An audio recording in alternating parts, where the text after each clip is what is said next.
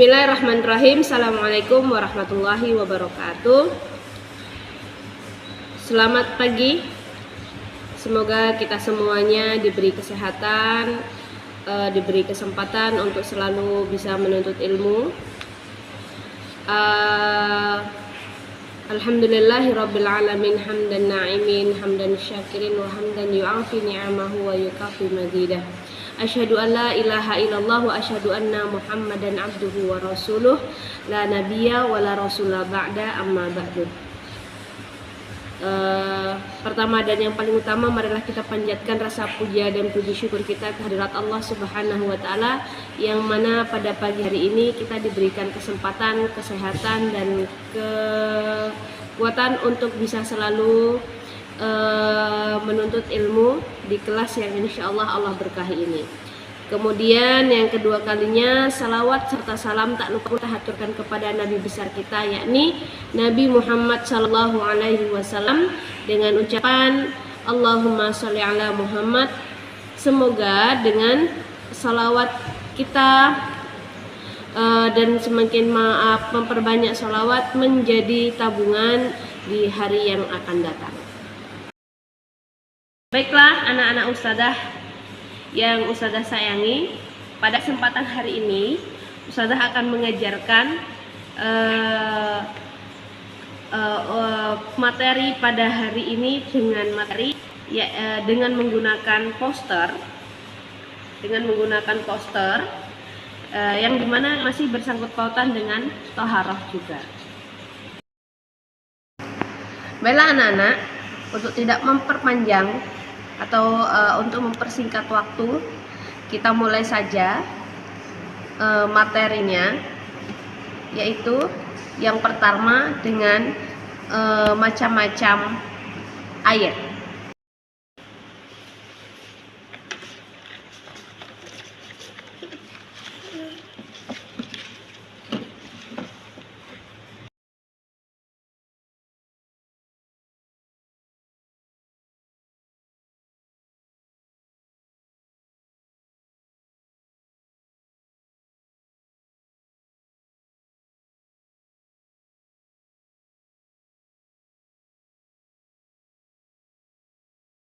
Oke, baiklah.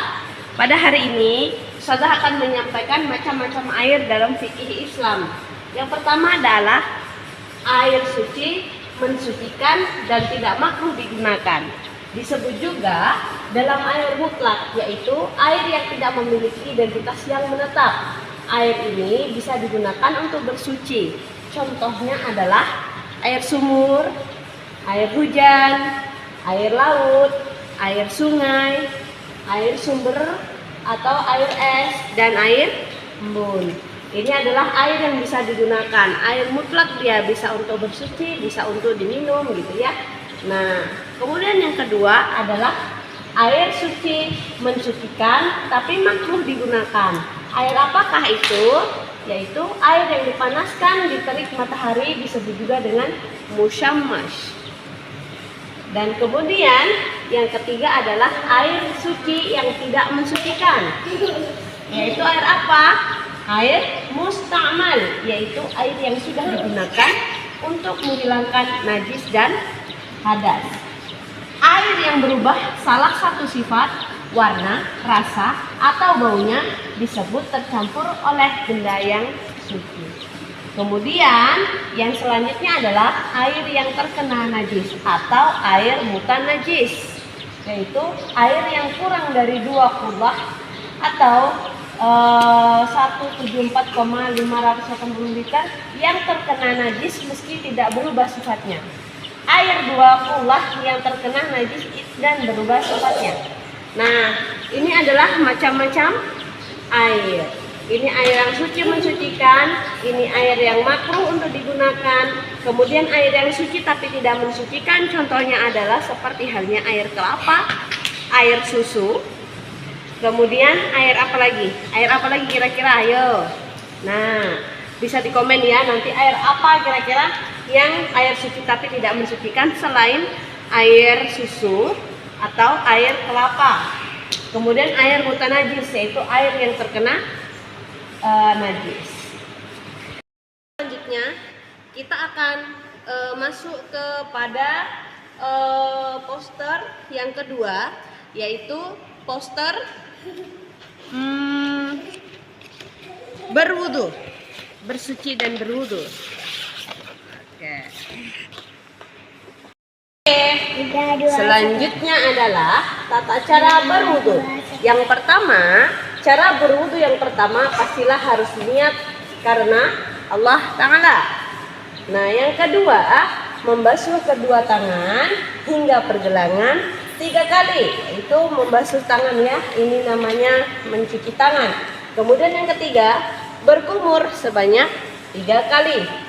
Yang keempat, memasukkan air ke hidung lalu keluarkan sebanyak 3 kali juga. Kemudian yang kelima, membasuh wajah, dahi hingga dagu 3 kali. Yang keempat, membasuh kedua tangan hingga siku masing-masing 3 kali. Kemudian usap seluruh kepala 1 kali. Yang kedelapan, usap bagian dalam dan luar telinga 1 kali. Kemudian yang kesembilan, basuh kaki hingga mata kaki mulai dari kaki kanan 3 kali. Kemudian membaca doa setelah berwudu. Nah, ini adalah tata cara berwudu secara mendetail dari niat hingga membaca doa wudu. Oke, selanjutnya adalah mandi junub. Yang dimana mandi junub ini adalah mandi besar yang dilakukan ketika seseorang melakukan karena haid atau mimpi basah atau setelah hubungan suami istri, maka harus dilakukanlah mandi junub, yaitu mandi janabah atau mandi besar. Nah, bagaimana tata caranya? Tata cara yang pertama adalah niat karena Allah, niat ikhlas semata-mata karena Allah Subhanahu wa Ta'ala, disertai dengan mengucap Bismillahirrahmanirrahim. Yang kedua, membasuh atau mencuci tangan, dilakukan sambil membersihkan sela-sela jari. Kemudian yang ketiga adalah mencuci kemaluan, cuci dengan air dan sabun, pastikan benar-benar bersih.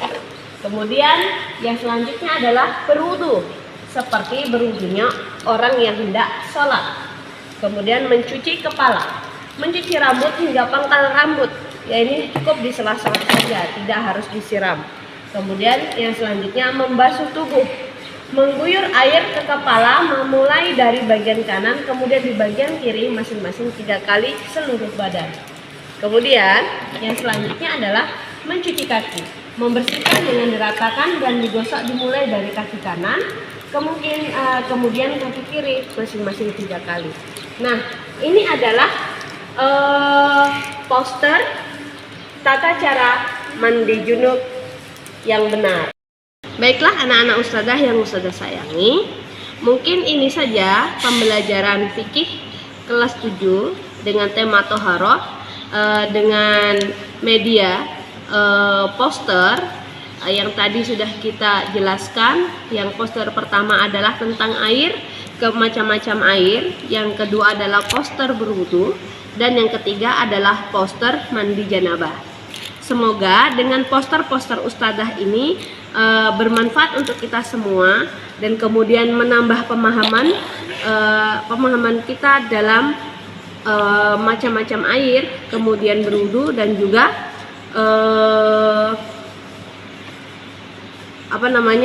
mandi janabah. Mungkin sekian saja dari ustadzah. Ustadzah akhiri dengan billahi taufiq wal hidayah wa ridha wal inayah. Astaghfiru minkum jami'an. Wassalamualaikum warahmatullahi wabarakatuh.